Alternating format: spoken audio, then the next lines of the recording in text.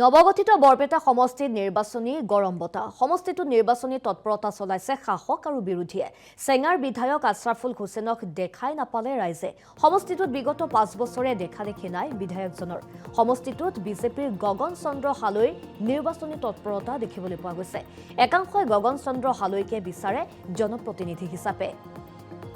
আৰু সুখা বাৰাদি অঞ্চলৰ ৰাইজৰ সৈতে অসম লাইভ 24ৰ বৰপেটাৰ সংবাদদাতা পল্লৱ কলিতাৰ এক প্ৰতিবেদন আছে সেই প্ৰতিবেদন আগবঢ়াইছো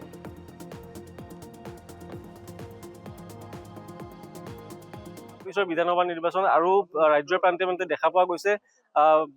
নিৰ্বাচনী তৎপৰতা আৰু এই নিৰ্বাচনী তৎপৰতাৰ প্ৰাক্ষণতে কিন্তু আমি বৰ্তমান উপস্থিত আছো নৱগঠিত বৰপেটা সমষ্টিত আৰু পূৰ্বৰ যিকেইটা সমষ্টি আছিল তাৰ পৰা কিছু কিছু অংশ কৰ্তন কৰি এই সমষ্টি গঠন কৰা হৈছে মোৰ ওচৰত স্থানীয় ৰাইজ আছে তেওঁলোকৰ পৰা জানিবলৈ চেষ্টা কৰিম পুনে পুনে যাম এগৰাকী ব্যক্তিৰ ওচৰলৈ যেহেতু নৱগঠিত সমষ্টি এই সমষ্টিত আগন্তুক দিনত কাৰ চৰকাৰ বিচাৰে কেনেকুৱা ধৰণৰ বিধায়ক বিচাৰে আমি যেহেতু আমাৰ ভাৰতীয় জনতা পাৰ্টিৰ চৰকাৰ চলি আছে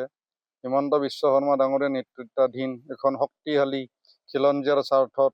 মাতমতা এখন চৰকাৰ এতিয়া চলি আছে আৰু আমি সেইখন চৰকাৰে পুনৰবাৰ নহয় অহা 20 বছৰৰ বাবে বিচাৰো হিমন্ত বিশ্ব শৰ্মা নেতৃত্বৰ এখন শক্তিশালী চৰকাৰ হোৱা বৰপেটা সমষ্টিত যেহেতু আপোনাৰ অগপ আছে কংগ্ৰেছ আছে বিজেপি আছে কোন দলৰ পৰা আপোনালোকে প্ৰাৰ্থী বিচাৰে এতিয়া আমাৰ মুখ্যমন্ত্ৰীজন হৈছে ভাৰতীয় জনতা পাৰ্টি আমাৰ কেন্দ্ৰীয় চৰকাৰখন হৈছে ভাৰতীয় জনতা পাৰ্টিৰ প্ৰধানমন্ত্ৰী ভাৰতীয় জনতা পাৰ্টিৰ গতিকে আমাৰ বিধায়কটো আমি এইবাৰ ভাৰতীয় জনতা পাৰ্টিৰে আমি বিচাৰোঁ কাৰণ আমাৰ মুখ্যমন্ত্ৰীজন যেনেকুৱা এজন লৌহ পুৰুষ কৰ্মবীৰ তেওঁৰ সহায় কৰিব পৰা আমাৰ সমষ্টিৰ এজন ব্যক্তি আমি আমাৰ বিধায়ক হিচাপে আমি বিচাৰোঁ হয় মোৰ সৈতে অন্য এজন ব্যক্তি আছে তেখেতৰ পৰা জানিবলৈ চেষ্টা কৰিম পূৰ্বৰ যি বিধায়ক আছিল আছৰাফুল হুছেইন ডাঙৰীয়া তেওঁক এতিয়ালৈকে সমষ্টিৰ মানুহে দেখাই পোৱা নাই বুলি কৈছে গতিকে আগন্তুক দিনত কি বিচাৰিব আমি আগন্তুক নিৰ্বাচনটো আমিতো হালৈ চাৰকে আমি বিচাৰি আছো কাৰণ যিহেতুকে আমাৰ 5 বছৰ অতিক্ৰম কৰি গৈছে বানপানী যাই আছে কিন্তু আছৰাফুল আমাৰ ইয়াত কোনো দিন দেখাই দিয়া নাই যেহেতু আপুনি হালৈ বুলি এটা উপাধি ক'লে কোন হালৈ কোন দলৰ হয় গগন চন্দ্ৰ হালৈ তেখেত কাৰ্যনিৰ্বাহক কমিটিৰ সদস্য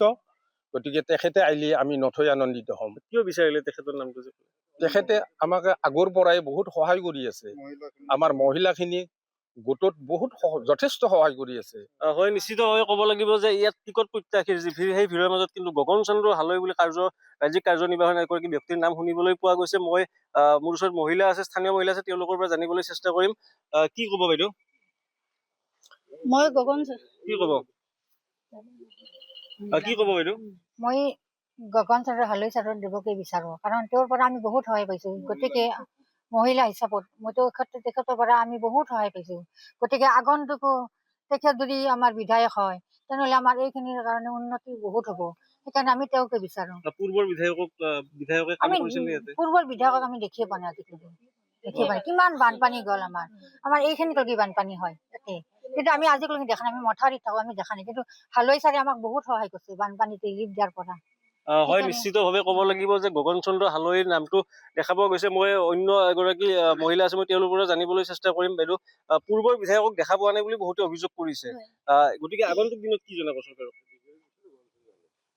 আমি বিজেপিৰ পৰা গগন চন্দ্ৰ হালৈ ছাৰকে বিচাৰো যথেষ্ট সা সুবিধা পাইছে চাগে পাইছো আমি যথেষ্ট সুবিধা পাইছো তেওঁৰ পৰা মহিলাখিনিক সবলীকৰণৰ কাৰণে তেওঁ আমাক গোটৰ পৰা মহিলাসকলক বহুত হেৰি কৰিছে সহায় কৰিছে